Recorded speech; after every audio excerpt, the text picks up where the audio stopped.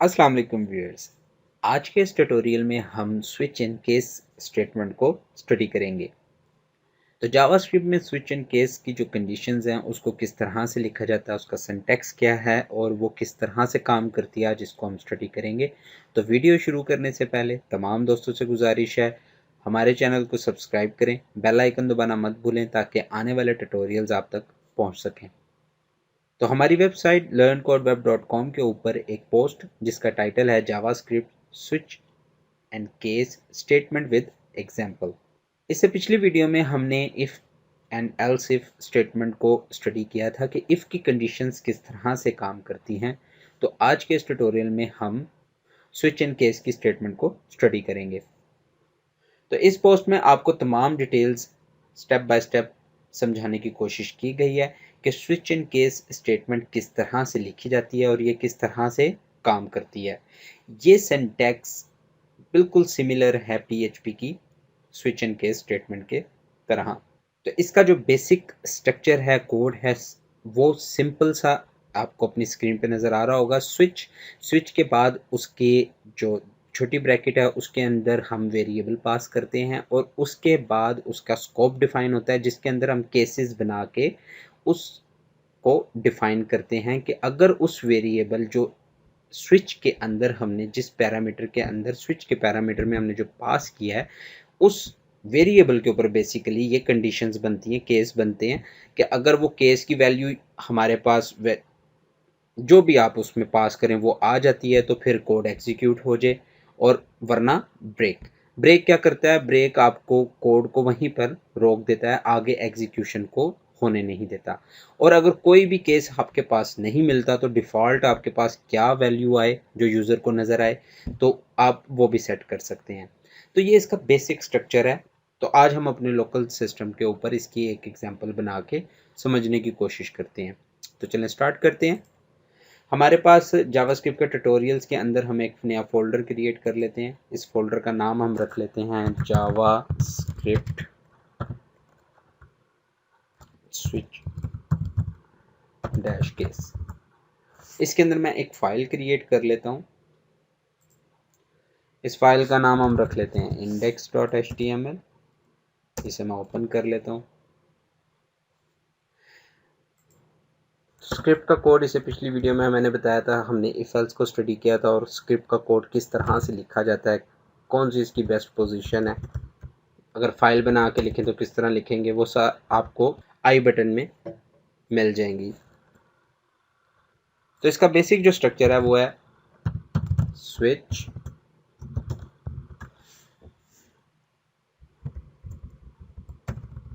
छोटी ब्रैकेट में हम वेरिएबल पास करते हैं और उसके स्कोप में हम केसेस बनाते हैं। जो भी आपके पास वैल्यू होगी, ब्रेक, ये फर्स्ट केस था, केस सेकंड, ब्रेक, डिफ़ॉल्ट।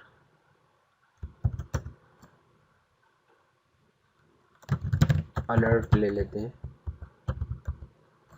या आप डॉक्यूमेंट राइट करवा लें, जो भी आपकी लॉजिक है वो आप लिख सकते हैं। इसमें हम मिसाल के तौर पे मैं एक्स पास कर देता हूँ।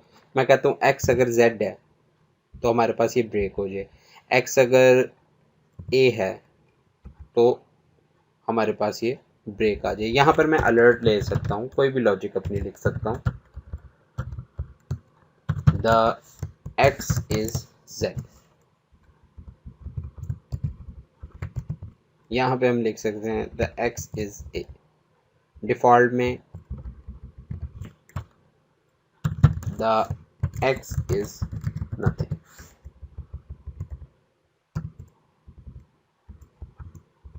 इसको थोड़ा इंडेंट कर देते हैं।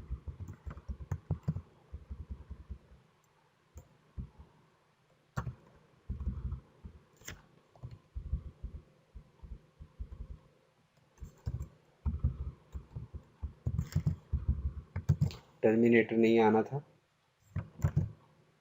इसमें टर्मिनेटर नहीं आना था।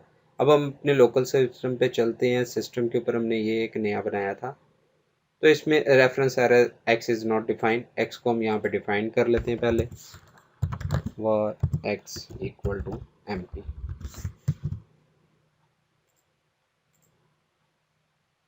X is nothing. तो हमारे पास एक्स जो सा डिफ़ॉल्ट था वो एम्प्टी है। तो पहला केस भी ट्रू नहीं हुआ, सेकंड केस भी ट्रू नहीं हुआ, तो डिफ़ॉल्ट वैल्यू हमारे पास चल गई। अगर इसमें मैं सेट कर दूं z, कि एक्स वैल्यू हमारे पास z होती, तो x इज z, हमारे पास फर्स्ट कंडीशन ट्रू हो गई। और अगर इसमें मैं सेट कर देता डिफ़ॉल्ट जो हमारी वैल्यू है, x जो हम डिफाइन कर रहे हैं वो a, तो फिर हमारे पास a आ जाता और ब्रेक हो जाता कोड, आगे कोड एग्जीक्यूट ही ना होता, ना डिफ़ॉल्ट में जाता। पहली कंडीशन चली, z नहीं मिला, दूसरी में आ गया, दूसरी जैसी मिल गई, ब्रेक हो गया। तो ये स्विच एंड केस की सिंपलेस्ट एग्जांपल है, सिंपलेस्ट वे है स्विच एंड केस को समझने के लिए। आपके पास जितनी ज़्यादा कॉम्प्लेक्स लॉजिक होगी, आप उतने ही ज़्यादा कॉम्प्लेक्स तरीके से इसको लिख सकते हैं। अब हम उसी पे चलते हैं जो हम पहले एग्जांपल एक बनाई थी, न्यू डे। इसको हमने क्या कहा था, एक्स ही बोल देते हैं। और यहाँ पे मैं कह देता हूँ एक्स गेट डे। ये तमाम इसके डिफ़ॉल्ट मेथड्स हैं जो आप डायरेक्ट इस्तेमाल कर सकते हैं। तो हम करंट डे उठा लेते हैं, जो हमें क्या रिटर्न कर रहा था, 0 to 6। 0 रिप्रेजेंट कर रहा था, मैं यहाँ पे कमेंट में लिख देता हूँ, संडे टू सैटरडे।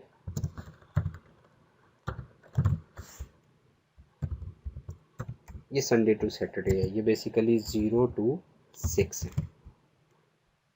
संडे 1 करेगा मंडे, 2 करेगा ट्यूसडे, 3 करेगा वेडनेसडे, 4 करेगा थर्सडे, 5 करेगा फ्राइडे, 6 करेगा सैटरडे को रिप्रेजेंट। तो इसको अगर मैं एक वेरिएबल के अगेंस्ट कर लूँ, डी फॉर डे, तो अब हम यहाँ पे डी को पास कर देते हैं। अगर तो ये है 1,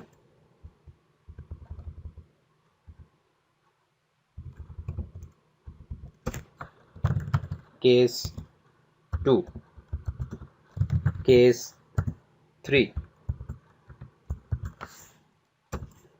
case 4, case 5,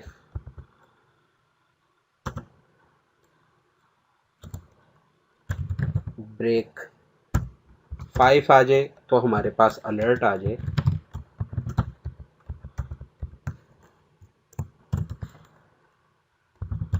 night is a weekend night.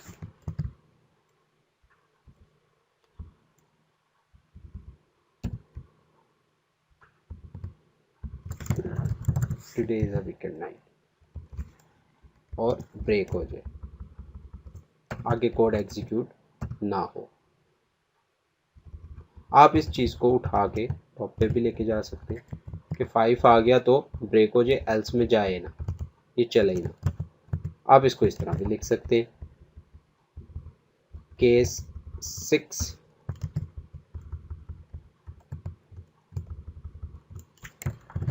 Today is a Saturday,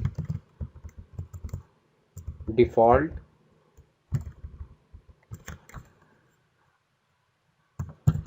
happy working day.